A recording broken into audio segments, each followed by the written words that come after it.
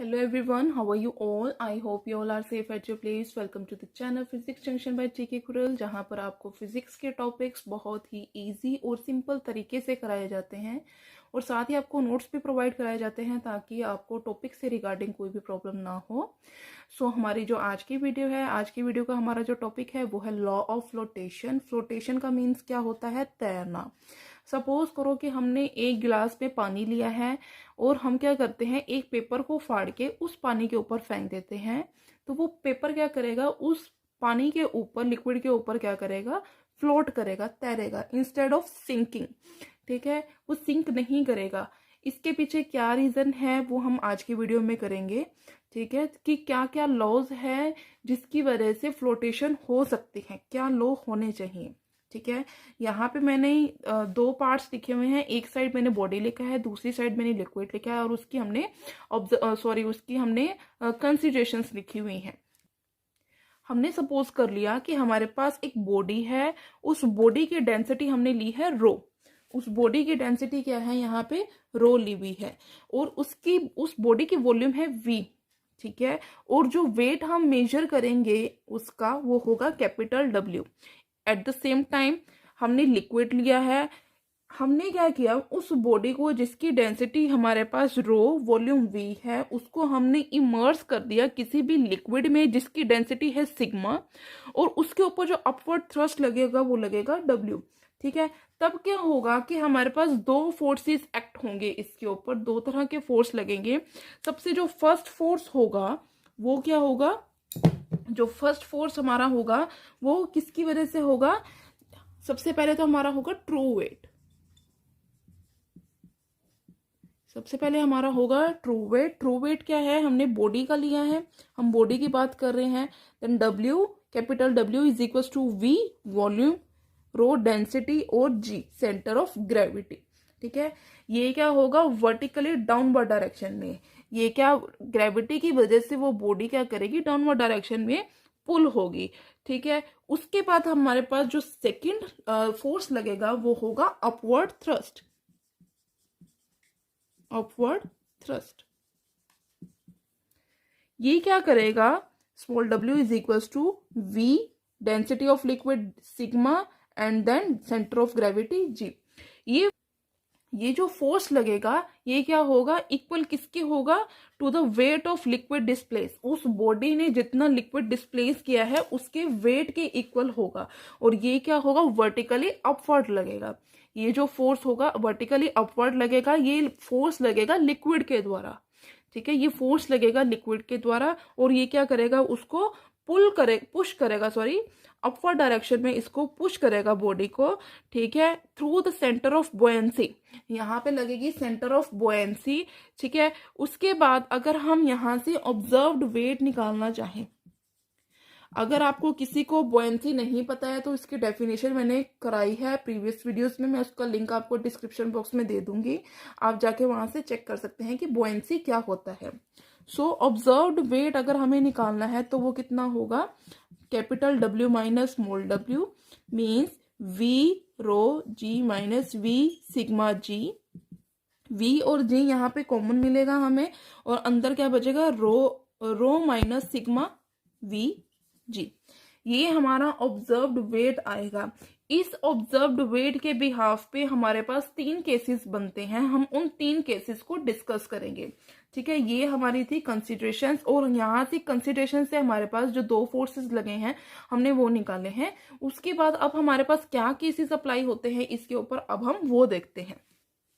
हमारा जो first case है हमने लिया है कि अगर हमारे पास कैपिटल W ग्रेटर हो जाता है स्मॉल w से, मीन्स की जो वेट होगा हमारा बॉडी की वजह से जो आ रहा था, जो बॉडी का वेट था जो वर्टिकली डाउनवर्ड डायरेक्शन में लग रहा था, अगर वो ज्यादा हो जाता है as compare to the upward thrust या फिर liquid displace by the body, weight of liquid displace by the body, अगर इससे ज्यादा हो जाता है, इट मीन्स की यहाँ हमारे पास जो वैल्यू हमें मिलेगी W माइनस W की जो ऑब्जर्व्ड वेट था वो हमें क्या मिलेगी, पॉजिटिव मिलेगी।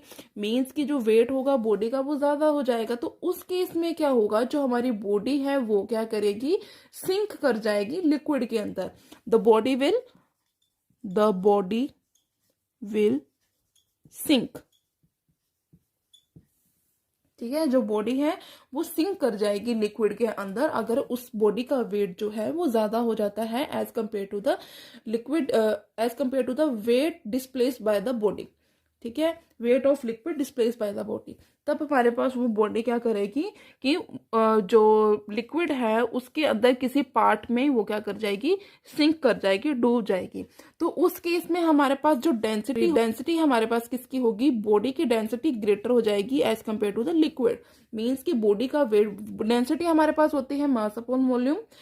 इट मीन्स कि हमारे पास जो बॉडी का मास है वो ज्यादा हो गया है, इसी वजह से वो बॉडी सिंक कर रही है। तो हमारे पास जो डेंसिटी होगी बॉडी की वो ग्रेटर हो जाएगी as compare to the density of liquid. उसके बाद हम बात कर लेते हैं case 2, if capital W is less than W small w, means कि W माइनस W हमें क्या मिलेगा, नेगेटिव मिलेगा। तो बॉडी क्या करेगी, जब हमारे पास बॉडी का वेट जो है वो कम हो जाता है as compare to the weight of liquid displaced, तब उस केस में क्या होगा कि जो बॉडी वो क्या करेगी, फ्लोट करेगी। मीन्स बॉडी हल्की हो चुकी है तो वो बॉडी क्या करेगी, फ्लोट करेगी लिक्विड के ऊपर। और उस केस में हमारे पास जो डेंसिटी होगी बॉडी की वो लेस हो जाएगी as compare to the density of liquid displaced. ठीक है, उस केस में हमारे पास जो डेंसिटी होगी बॉडी की वो कम हो जाएगी as compare to the density of liquid. ये है हमारा केस 2। उसके बाद हम बात कर लेते हैं case 3, if capital W is equals to small w, means कि ये दोनों क्या है, दोनों वेट जो है अगर आपस में इक्वल हो जाते हैं, उस केस में हमारे पास क्या होगा, उस केस में हमें क्या मिलता है, जब ये दोनों ही आपस में इक्वल है, अगर हम कैपिटल W को स्मॉल w पुट कर लें या फिर स्मॉल w को कैपिटल W पुट कर लें तो हमें वैल्यू क्या मिलेगी, 0। मीन्स कि हमारे पास capital W minus small w हमें वैल्यू मिलेगी 0। तो इसका मतलब क्या होगा कि हमारे पास जो बॉडी है, जो रिजल्टेंट फोर्स होगा जो कि बॉडी के ऊपर लग रहा है वो पूरी तरह से इमर्स हो जाएगा लिक्विड के अंदर। जो बॉडी का वेट है वो इमर्स हो जाएगा और वो कितना हो जाएगा, 0 के इक्वल हो जाएगा। तो इस केस में जो बॉडी है वो लिक्विड के अंदर किसी भी पोजीशन में रेस्ट, लिक्विड के अंदर कहीं पर भी वो रेस्ट पोजीशन पे प्रेजेंट होगी। ठीक है, ये हमारे पास 3 केस थे लॉ ऑफ फ्लोटेशन के। अब इनसे हमें क्या पता, और यहाँ से हमें एक चीज और पता चलेगी कि जो डेंसिटी होगी दोनों की इक्वल हो जाएगी। तो यहाँ से अगर हमें बात करनी हो कि हम लॉ ऑफ फ्लोटेशन मतलब हमारे पास क्या होने चाहिए, किस किस केस में हमारे पास जो बॉडी है वो फ्लोट कर रही है। सबसे पहले तो हमारे पास केस होगा 2। तो यहाँ से हमारे पास अगर हम बात करना चाहें कि लॉ ऑफ फ्लोटेशन हम क्या कंडीशन होनी चाहिए हमारे पास कि जो वो बॉडी है हमारे पास लिक्विड के अंदर फ्लोट करेगी। सबसे पहली कंडीशन क्या है हमारे पास कि जो बॉडी का वेट है, बॉडी का वेट जो है हमारे पास कम होना चाहिए। मीन्स कि हमारा जो लिक्विड का वेट है वो ज्यादा होना चाहिए as compare to the weight of body. Means case 2 हमारे पास एप्लीकेबल होता है और केस 3 में हमारे पास क्या एप्लीकेबल होगा कि जो लिक्विड डिस्प्लेस है, जो लिक्विड डिस्प्लेस किया है बॉडी ने, जितना पार्ट उसका इमर्स हुआ है वो क्या होना चाहिए। अगर हमारे पास बॉडी का और जो लिक्विड है उन दोनों का वेट इक्वल हो जाता है तब भी हमारी बॉडी क्या करेगी, फ्लोट करेगी। सो हमारे पास एक छोटी सी कुछ कंडीशंस हैं कि इक्विलिब्रियम क्या होगा फ्लोटिंग बॉडीज का, हम वो देखेंगे हमारे पास क्या कंडीशन होनी चाहिए। सबसे फर्स्ट जो कंडीशन हमारे पास होनी चाहिए कि जो बॉडी है वो लिक्विड के ऊपर तभी फ्लोट करेगी अगर जो बॉडी का वेट है वो इक्वल हो जाएगा to the weight of liquid displace. ठीक है, जो बॉडी का वेट जब हमने उसको इमर्स किया है लिक्विड के अंदर तो वो वेट जो है इक्वल हो जाएगा to the weight of liquid displace. तो वो बॉडी क्या करेगी, फ्लोट करेगी लिक्विड की सरफेस के ऊपर। ये था हमारा फर्स्ट पॉइंट। सेकंड पॉइंट क्या है हमारा कि जो बॉडी है वो इक्विलिब्रियम में होगी अगर हमारे पास जो सेंटर ऑफ ग्रेविटी है बॉडी की और जो सेंटर ऑफ ग्रेविटी है बुओयेंसी, दोनों क्या है, एक वर्टिकल लाइन में लाई करते हैं। ठीक है, अगर हमारे पास जो बॉडी जो सेंटर ऑफ ग्रेविटी है, अगर हमारे पास सेंटर ऑफ ग्रेविटी और जो हमारे पास बुओयेंसी है वो अगर सेम प्लेन पे सेम वर्टिकल लाइन के ऊपर लाई करते हैं तब हमारे पास जो बॉडी है वो किस में होगी, इक्विलिब्रियम में होगी। थर्ड है हमारे पास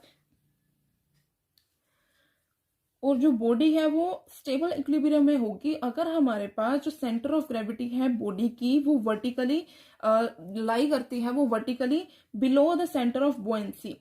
below the centre of buoyancy means कि जो अपवर्ड थ्रस्ट लग रहा है उसके बिलो अगर हमारे पास लाई करती है तो उस केस में हमारी जो बॉडी है वो स्टेबल इक्विलिब्रियम में होगी। कुछ 3 कंडीशंस हैं तो आपको पता होने चाहिए। अगर आपने वो प्रीवियस जो मैंने लॉज ऑफ फ्लोटेशन करा, अगर आपने वो अच्छी तरह से पढ़ा है, समझा है, तो आपके लिए कुछ मुश्किल नहीं है ये। ठीक है, छोटा सा टॉपिक है, इसमें सिर्फ 3 पॉइंट्स हैं, कंडीशंस हैं जो आपको पता होनी चाहिए। तो ये क्या, तो हमने देखना है relation between the density of solid and density of liquid in which the body is immersed. ठीक है, हमने कुछ कंसिडरेशंस ले ली। सॉलिड बॉडी की कंसिडरेशन हमने ली है वॉल्यूम V1 डेंसिटी ρ1, लिक्विड की हमने ली है वॉल्यूम V2 डेंसिटी ρ2। अब हमने ले लिया कि हमारे पास जो बॉडी है वो क्या कर रही है, फ्लोट कर रही है लिक्विड में। तो उस केस में क्या होगा, जो वेट ऑफ फ्लोटिंग बॉडी होगा वो इक्वल हो जाएगा किसके, कि उसने कितना लिक्विड डिस्प्लेस किया है, उसके इमर्स्ड पार्ट ने बॉडी के कितना लिक्विड जो है डिस्प्लेस कर लिया है, वो उसकी इक्वल होगा। ठीक है, अब अगर हम यहाँ से वेट निकालना चाहें, वेट क्या होगा फ्लोटिंग बॉडी का, V1 ρ1 g, जो हमने लॉ ऑफ फ्लोटेशन में भी किया है, इसका होगा V2 ρ2 g। तो यहाँ से G से G कैंसिल हो जाएगा, तो इट मीन्स यहाँ से हम क्या लिख सकते हैं, V1 upon V2 and ρ2 over ρ1, या फिर आप उल्टा ले सकते हो V2 ओवर V1 और ρ1 ओवर ρ2, आप ऐसे भी ले सकते हैं। ठीक है, उसके बाद हमने क्या करना है कि जो फ्रैक्शन होगा बॉडी का लिक्विड के अंदर वो हमारे पास ये है फ्रैक्शन वो। ठीक है, उसके बाद अगर हम बात करना चाहें वॉल्यूम की, the volume of solid body outside the liquid while floating, कि आउटसाइड जो हमारे पास वॉल्यूम होगी सॉलिड बॉडी की लिक्विड के आउटसाइड वो क्या होगी, V1 माइनस V2। ठीक है, हम आउटसाइड द लिक्विड बात कर रहे हैं तो क्या होगा वो V1 माइनस V2। ठीक है, उसके बाद हम बात कर लेते हैं कि जो फ्रैक्शन होगी बॉडी की outside the liquid, outside the liquid जो फ्रैक्शन होगी वो हमने ले ली V1 minus V2 over V1। यहां से हमें क्या मिलेगा, 1 माइनस V2 ओवर V1, और V2 ओवर V1 को ये हम कैसे लिख सकते हैं, V2 ओवर V1 को हम कैसे लिख सकते हैं, ρ1 ओवर ρ2, 1 माइनस ρ1 ओवर ρ2। ये हमारे पास जो वैल्यू होगी, फ्रैक्शन होगी बॉडी की आउटसाइड द लिक्विड हमें मिलेगी। ये छोटा सा टॉपिक है, इतना ज्यादा कुछ इंपॉर्टेंट नहीं है, बट आपके नॉलेज के लिए आपको पता होना चाहिए, सिंपल सी डेरिवेशन है। सो मेरी वीडियो आज के यहीं तक थी। आई होप आपको ये वीडियो अच्छी लगी होगी। अगर आपको मेरी वीडियो अच्छी लगी तो मेरी वीडियो को लाइक करना, चैनल को सब्सक्राइब करना और ज्यादा से ज्यादा शेयर करना। Thanks for watching.